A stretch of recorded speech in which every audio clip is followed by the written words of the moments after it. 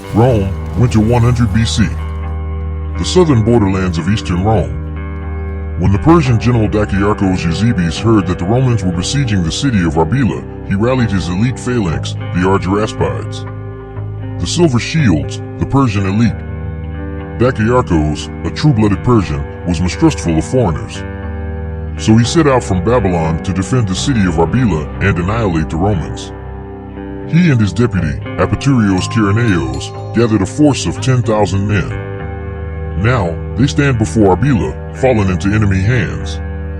But they brought the elite phalanx with them. Invincible. The Silver Shields. Meanwhile, Tiberius Lepidus is seeking reinforcements. Marmicus, a local general from Carcathiocerta, brings good news.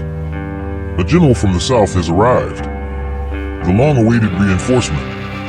The foreign general brings over 3,000 men from Africa. Wild Numidians, he tells them. He once rode with the proud Africanus until the desert claimed him. But will the reinforcements arrive in time? The capture of Arbela went as planned, but Decimus Lepidus has a problem. A hostile army stands before the city.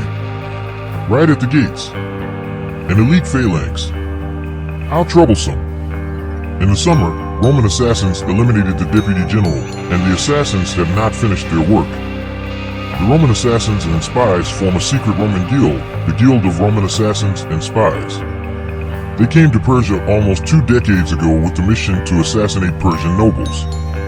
It is said that the Roman assassins even killed the Persian king in the field. Since then, the prince has been in hiding.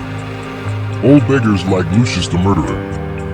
The old stinking beggar with a face like a cow, but who also works as a pimp.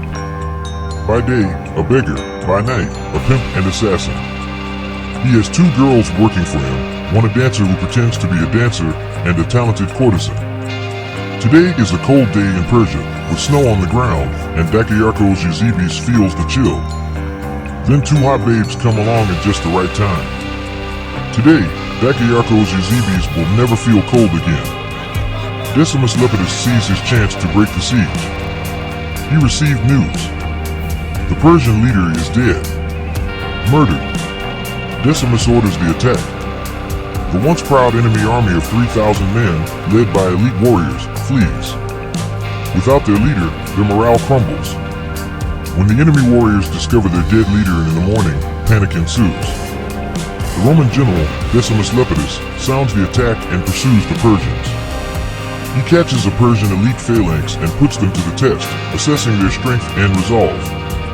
The experienced Pesateroi are often referred to as Argyraspides, Silver Shields, in Macedonia, while in Archisalukia they are primarily recruited from the sons of Macedonian military settlers, mainly from the Katoikiai or military settlements in Syria. These are tough men who are often better equipped than their fellow phalanx soldiers and are typically used to hold the center of a Macedonian or Seleucid battle line. They are older and more disciplined than other phalangitae and are therefore able to withstand difficult conditions. They are equipped and armed similarly to regular Pesateroi, but with slightly better equipment and weapons, including scale reinforcement on their linothorax. Like most elite units, they are best utilized as troops that can bear the brunt of an attack and can be relied upon to hold their position. Historically, the Silver Shields were an elite force within the armies of Alexander, primarily consisting of experienced soldiers in their mid-40s or older. After the death of Alexander, the term Argyraspides was used to describe the veterans among the Pesateroi, soldiers aged 45 to 60. How this came about is hard to say, but it happened. In Macedonia, the term was used to describe the experienced Pesateroi, who often did not form a distinct unit, while in Archisalukia they became the royal guard, and carrying a silver shield became a symbol of the elite. The Seleucid Argyraspides seem to maintain a constant strength of around 10,000 men. There are differing opinions on how they were recruited, but one theory suggests that they were the sons of military settlers who served in the royal guard while their fathers worked their hereditary land plots. This also had the added advantage of ensuring that every Argyraspes knew who the true king was and where their loyalties lied.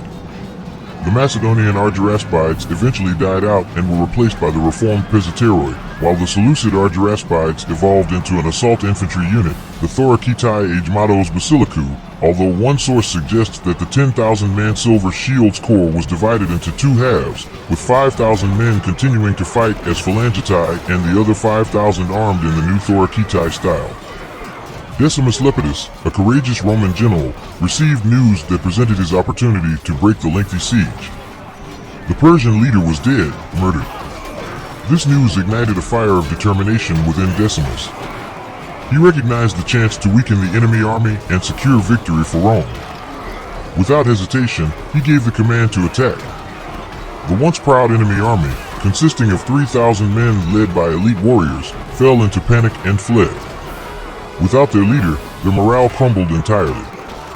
Morning broke, and as the enemy warriors discovered the lifeless body of their ruler, they were consumed by deep despair. The Persians were in turmoil. Decimus Lepidus saw his chance. He sounded the charge and continued the pursuit of the Persians. The Roman soldiers were fueled by their will to triumph and their resolve. They reached the Persian elite phalanx, a group of first-class warriors, and put them to the test. The battle was fierce. The Roman legionaries fought with wild determination, while the Persian warriors tried to defend their position. Decimus' blade cut through the air as he spurred his men to advance further. The Persians had no chance against the numerically superior Roman army and the deadly precision of their attacks. Spears inclined, one after another. One less. The Silver Shields. If you enjoyed the video, then please hit the like button and subscribe. Only then can the saga continue. And next time,